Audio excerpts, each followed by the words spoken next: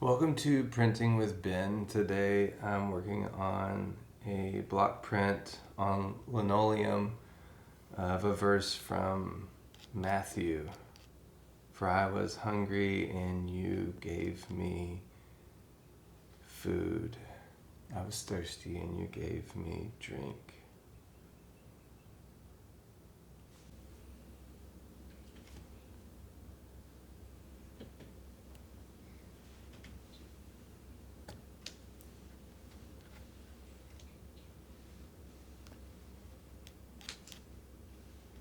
So, just making a series of cuts here that will expose these letters that I've written in reverse on linoleum. And I'm using a speedball number 1. It's got a kind of a U shape, but it's real small. It's one of their smallest blades. And it's kind of my preferred tool for working with the letters, especially when the font is this small. Linoleum is soft to cut, but it doesn't hold the line as well as the wood, so I have to have some space in between the letters, and I can't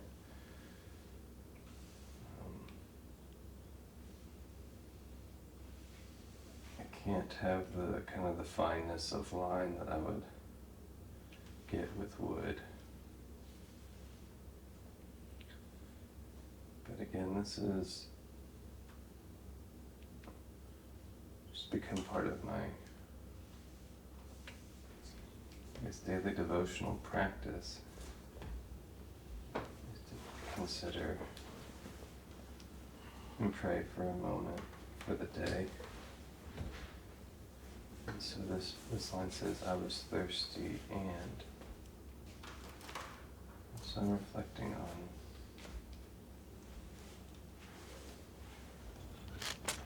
Christ being there with those who don't have water, those who are thirsty, but that thirst is an incarnational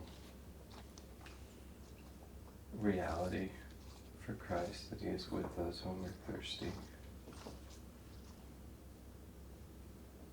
He's with us in those parched feelings, that God is with us when we don't have anything to drink.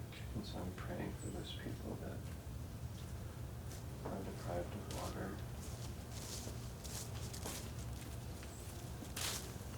And if you're tuning in here on the channel, you can join with me in prayers for people who don't have water, people close to my heart who I care about, children that we've cared for as foster parents, and friends of mine who live in poverty. Cases of crimes where the victims were deprived of food and drink. And we might say, well, that's a hopeless situation. How could you imagine God being there in such a hopeless situation? And I would say, well, this verse from Matthew tells me that Christ is there among the people who are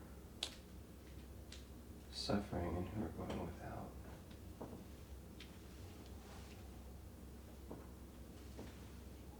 It's close to my heart as an artist, and it's one of the reasons why I do this work, why it's become part of my devotional work, is to really ponder on a word from God and make it my own. Carving it out, in a sense, is like putting it deep into my, carving it kind of not just into this linoleum, but carving it into my heart and into my bones.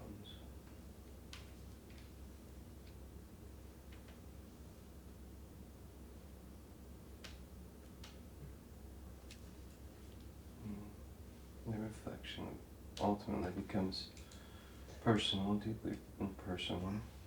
So we might ask, like, who is thirsty in our life that we need to receive something of God from? And we might also ask, how should I thirst that much more for the Lord? Like the psalmist writes, as a deer pants for water, so pants my soul for the living God. Oh, I see God.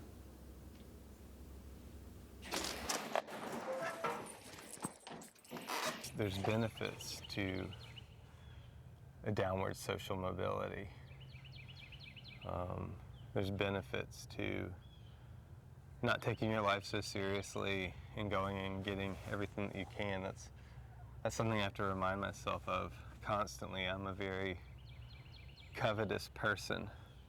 So for me to read this verse that Christ is with me when I'm thirsting, that helps me deeply reconnect with the Christ that's there, and with the artistic inspiration that's there when we don't have everything that we would like to have. Sometimes it's easy to get so caught up in wanting more and more and more that just becomes a primary focus and a major distraction from creative work. But I find that there's a lot of creative strength in staying thirsty and staying hungry. But I have to remind myself of that, because the desire for more and the desire to have things is so powerful for me. And so in a place like Memphis, it's much easier to practice that kind of spiritual poverty. And I'm very grateful for that. That's a huge benefit to me. When I lived in Austin, Texas, I still had that constant desire for more, and the city was constantly gratifying it. Here in Memphis, you'd be hard pressed to have that desire constantly gratified.